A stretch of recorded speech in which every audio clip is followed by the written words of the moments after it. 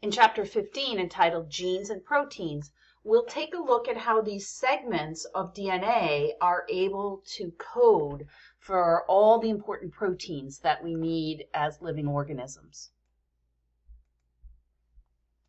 So remember back to the very beginning of the term when we talked about the fact that proteins are made up of units that we call amino acids.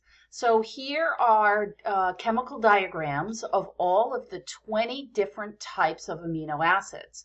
Now you don't need to know their structures, but keep in mind that every amino acid has a repeating sequence of an amine group, a carboxyl group, and a hydrogen ion, all bound to a central carbon, and then it's only this fourth bonding component that varies between each amino acid.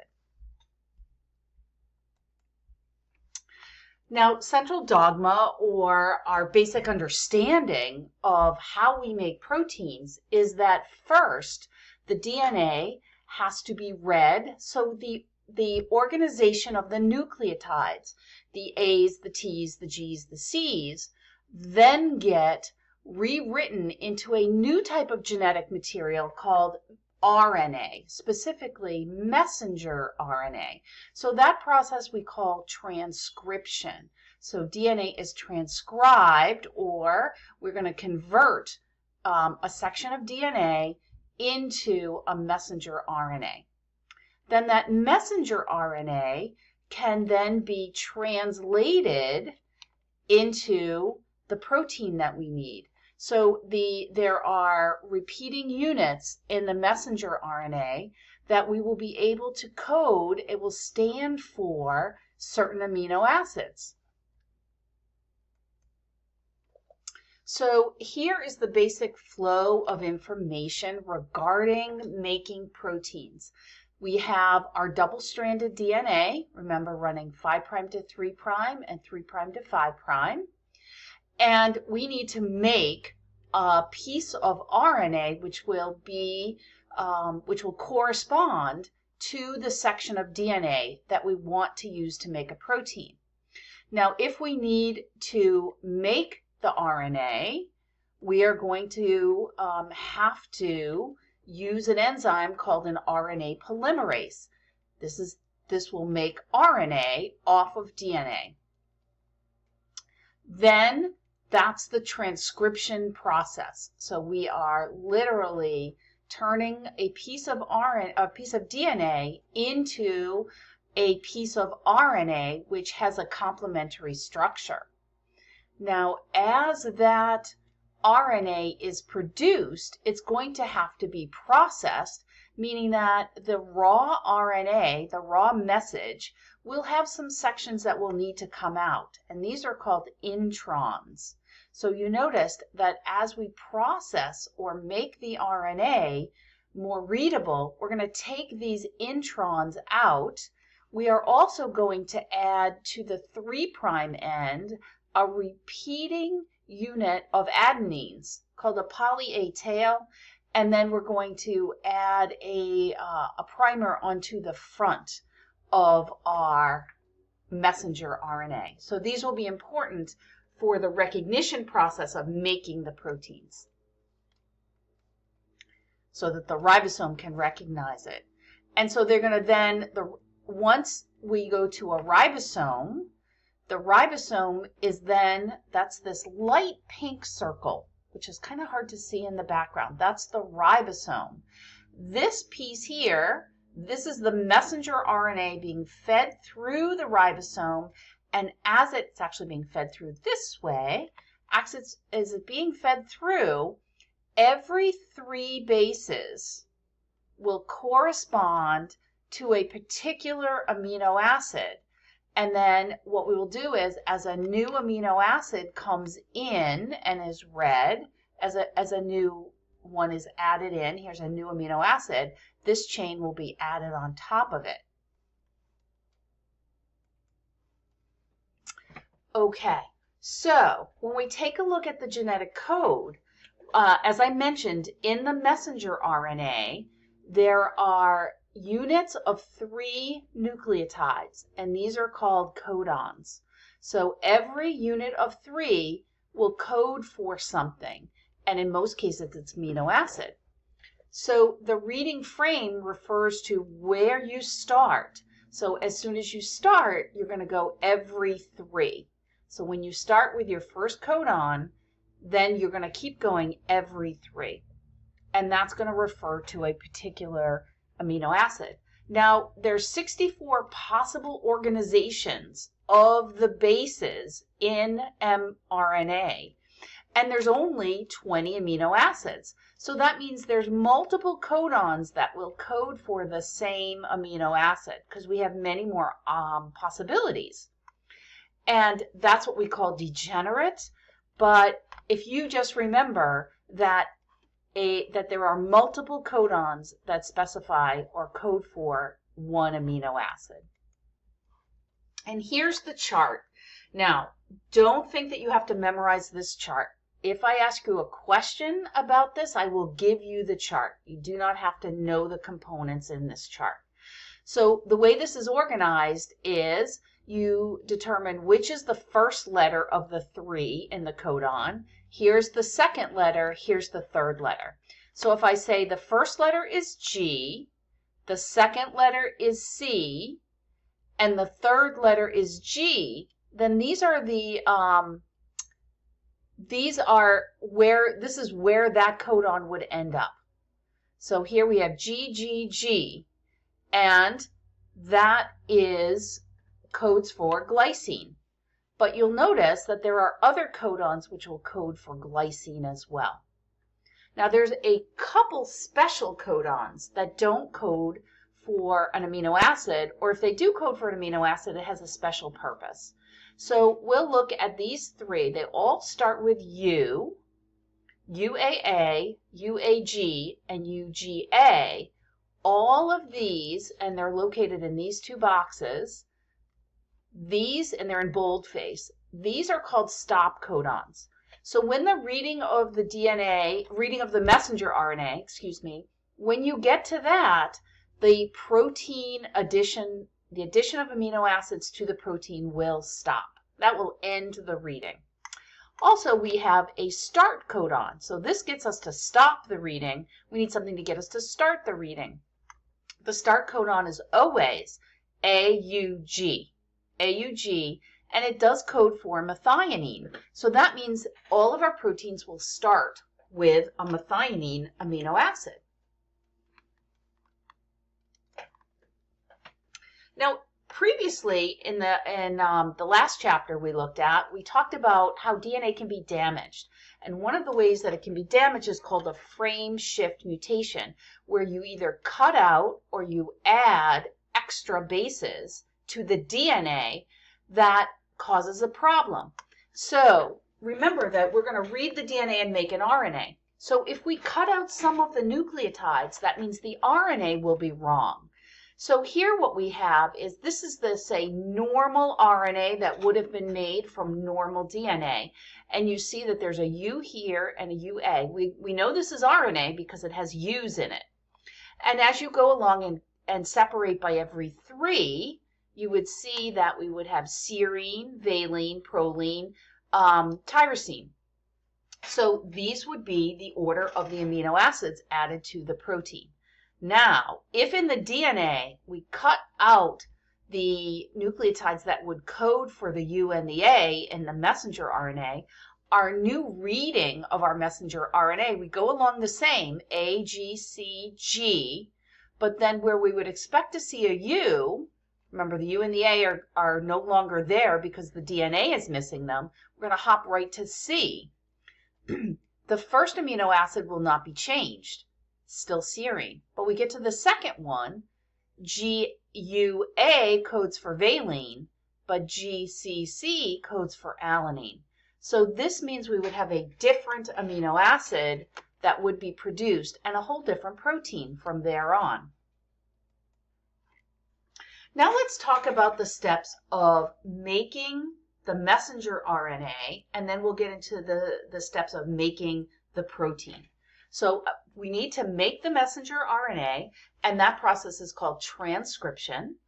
So we have to initiate the process, then we have to elongate our messenger RNA, and then we have to stop making the messenger RNA. So the initiation, within the DNA, there's a promoter. There's a piece of the DNA that says this is where RNA polymerase should start. Then once RNA polymerase binds, then RNA polymerase can look at each of the nucleotides in the DNA, and it will add to itself, add to the growing messenger RNA, a complementary nucleotide. And remember, it's one that RNA can use. So RNA can use A, C, and G, just like DNA, but it doesn't use T, it uses U instead. And then during elongation, we're going to make our messenger RNA. And then finally, we need to have a stop. So we need to have something that will terminate the process of transcription. All right, so these processes are essentially the same between prokaryotes and eukaryotes. But remember that in prokaryotes, the DNA is not in a nucleus. So there's no separation between transcription and translation where there is in eukaryotes. So as soon as the messenger RNA is made, which is transcription, then we will start translating it into a protein if we are in a bacterial cell. So here we have initiation, and we're talking here about prokaryotes. So this is the region of our DNA. So this is our DNA. Okay, we have a promoter region, and all I need you to remember right now is promoter. You don't have to remember that it's this special factor, but it's a certain region of the DNA where RNA polymerase can grab on. And once RNA polymerase grabs on, it can start adding RNA nucleotide bases to a growing messenger RNA. So that is beginning of transcription, and there's a video to watch. The next thing we want to do is that we want to elongate the RNA. So as soon as the RNA grabs on, it's going to start adding on bases. And we always add on bases in the 5' to 3' direction. So these were the first ones added on, and then these are the newest ones that are added on. This is our DNA in the blue. The pink is our RNA, growing RNA chain, and the enzyme which accomplishes this is in the pink circle. So that's the RNA polymerase. So again, we're talking about what happens in prokaryotes. Remember, in prokaryotic DNA, it looks like it's a linear piece, but remember, it's circular. So this whole thing would be a big circle. And once it starts, it only has to grab on once, and then it will go all the way around the circle in one continuous fashion. Always in the 5' to 3' direction, and the RNA polymerase can open it up and start adding in and reading the DNA bases and adding in the RNA bases. It can go along really fast. It can add 40 nucleotides every second. Then we have to have the end. So the termination, this is where we can release the messenger RNA strand. So there's two particular signals which can terminate the ending of the reading of the DNA and making of the RNA. So we have what's called the row dependent. So this is triggered if you have a series of G nucleotides in the DNA. The transcription process slows down, and then this other protein, this row protein, comes in and bumps into the polymerase and kind of knocks the mRNA off. And then there's the row independent. This is triggered by a string of C to G nucleotides in the DNA. That causes the mRNA to kind of fold back on itself. This stops the RNA polymerase, which then releases the grown chain of the messenger RNA. So here we see the prokaryotic transcription. And remember, this happens all at once, and there can be multiple polymerases which can transcribe a single bacterial gene, while the ribosomes, so we're making this blue messenger RNA, and just as soon as it's being made, the ribosomes can come attach and start making proteins right away, because it's all together in the cell. There's no separation. Here now we see a video that you should watch, which shows the process of transcription for eukaryotes. Now this is going to be more complex in eukaryotes. So in eukaryotes, we have not just one RNA polymerase, but we have 3 different RNA polymerases, and they all have different jobs. So RNA polymerase 1 transcribes genes which make rRNA, or ribosomal RNA. This is material that actually makes those ribosomes. Those ribosomes are important, as we're going to see later, for making proteins. But there's special RNA which makes ribosomes. And all of these will be made in the nucleus, because remember, all of our DNA is located in a nucleus for eukaryotes. RNA polymerase 2, this is the one which will read any genes that make proteins. So any genes to make proteins that we use anywhere in our body will be made by RNA polymerase 2. RNA polymerase 3, this one will transcribe DNA in order to make additional rRNA, to make another kind of RNA, which is called tRNA, or transfer RNA, and also to make a 4th type called small nuclear RNA. For right now, we're just going to focus in on the rRNA, the mRNA, which is what this makes, and the tRNA. So now let's take a look at initiation for eukaryotes. Remember, we said it was more complex. So these pieces are DNA. So this is DNA. Number 1, in the DNA, there's something called a promoter. And within the promoter, right before we start reading the DNA, is a section of TAAA bases. That's called the TATA box. Now this promoter region is going to be really important because we need to use this as a starting point. So that's a starting point for us.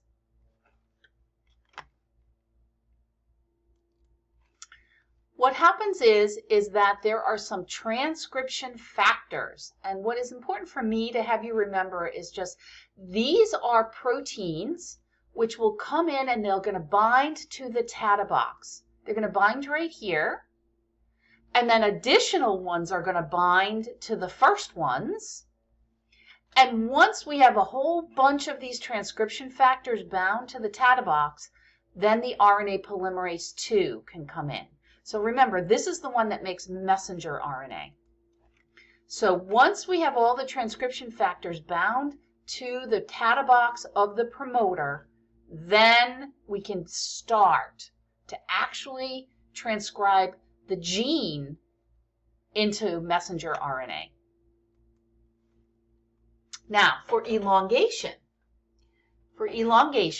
remember that messenger RNA is only made 5' to 3', only in that direction. That's the only way we're going to make that. And remember, eukaryotes have a very complex system of wrapping the DNA around these histones. These little white circles are histones. So we're going to have to unwrap the DNA from the histones in order for this polymerase 2 to get in between. It can't fit in here. So we have a protein, it's actually a complex, which once we unwrap them, this protein will be able to come back in and wrap them back up again. So we need to be able to rewrap the DNA back around its histones. So then, once the polymerase II reads the termination, we see that there is some steps, reads and makes the messenger RNA, there will be some steps in terminating the process. So let's skip right down to RNA polymerase II, because that's the one that we talk about most of the time. So in RNA2, it's going to add on 1,000 to 2,000 nucleotides beyond what the gene asked for. And then we'll get rid of those when we process the messenger RNA later. So this is when we are making most of our messenger RNA that's going to code for proteins. Now, for our RNA polymerase I, this is making our RNA for the ribosomes. It will add on, it requires a termination protein, which will recognize 18 specific nucleotides at the end of the new RNA, and that will kick off the RNA polymerase I and stop that. For RNA polymerase III, which makes some rRNA and some tRNA, we are going to stop transcription via that bending over. So we'll have some factors which will cause the RNA polymerase, cause the DNA to bend over to form this hairpin, and then the RNA polymerase III will stop. So once we have stopped transcription, so we've made an RNA, and that's what this would look like. At the end of transcription, we will have an mRNA, and it will have sections that we're going to call exons and sections which we're going to call introns. Then there will be some bit at the beginning of the 5' end and some bit at the end of the 3' end. These will never code for anything, but that's just our bits at the ends. Now we need to process, because we have some material in the middle which really won't code for anything either. So introns do not code for anything. So what we need to do is we need to process our rRNA, our messenger RNA. And so we're going to take out all of the introns, and then to the 5' end, we're going to add on a 5' cap here, and we're going to add on to the 3' end, we're going to add on a series of adenine nucleotides called the poly A tail. So this is going to help protect our messenger RNA and help it be recognized by the ribosome. All of this happens still in the nucleus. We are still in the nucleus for this process. Now that's for processing messenger RNA. How do we process ribosomal RNA and transfer RNA? Well, these molecules don't really code for proteins. They're structural molecules, so we don't have to do any further translation. We don't have to turn these into proteins. We're going to splice them into subunits, and we may add some methyl groups on, but these will be processed just a little bit. This will be, for example, in a transfer RNA. This is the place where we'll add on an amino acid. So every transfer RNA will have an amino acid hooked onto it. And then at the other end of the transfer RNA, the tRNA, there will be an anticodon that is going to help us recognize what's in the messenger RNA. So now we move on to the translation. This is turning the messenger RNA into a protein. So we have to build a protein. At this point, the messenger RNA, once it's processed, has to leave the nucleus and go out into the cytoplasm, where it can find its ribosomes, which are made of rRNA. So the ribosomes are made of the rRNA. And we are going to form repeated units of amino acids by adding one amino acid and forming an amide group bond with a carboxyl group of the next amino acid. So here we have one amino acid. Here we have another amino acid. Remember, all of our amino acids have an amine group, they have a carboxyl group, and then they differ by whatever these R groups are. So we're going to create a bond between one carboxyl group of one amino acid and one amino group of the other. And you notice here we're going to hook this H to this OH, and we're going to pull those out. Do you remember what the name of that reaction is when we pull out a hydrogen and a hydroxyl group? And so we have two H's and an O. So H2O forms water, and when we pull that out, that's called a dehydration reaction. And then we form this here, which is called a peptide bond. So when we join one amino acid to another amino acid, we form a peptide bond. This bonding does not include the R groups. It's only between the carboxyl group of one amino acid and the amine group of the next. So the translation process has an initiation, an elongation, and a termination. So similar to what we saw in transcription, but this time we already have a fully processed messenger RNA in the cytoplasm, and it's going to attach to the ribosomal, the small unit of the ribosome. The start codon is always, remember, an AUG. That's the beginning of the messenger RNA, and that is going to say this is where we're going to start making the protein. And so there will be a transfer RNA that has an appropriate anticodon to match up to this. So what would be the anticodon of this tRNA? So what does A bind to? Well, A would bind to a U, and U would bind to an A, and G would bind to a C. So the anticodon would be UAC. Then the larger subunit of the ribosome joins into the process, and we can start elongating. So every time now we're going to read every one of the next three bases in a unit, and a transfer RNA will come in with the matching anticodon to what's in the messenger RNA, and will donate the right amino acid. And the specific enzyme it uses is called peptidyl transferase. So we're going to transfer an amino acid to make another peptide. When we get to a stop codon in the messenger, and the messenger stop codons are UAA, UAG, or UGA, then the amino acid processing will stop, and the translated protein will then go to the endoplasmic reticulum for further processing. So in this translation process, remember, we have to start the whole process. So here's our messenger RNA. The small subunit of the ribosome comes in.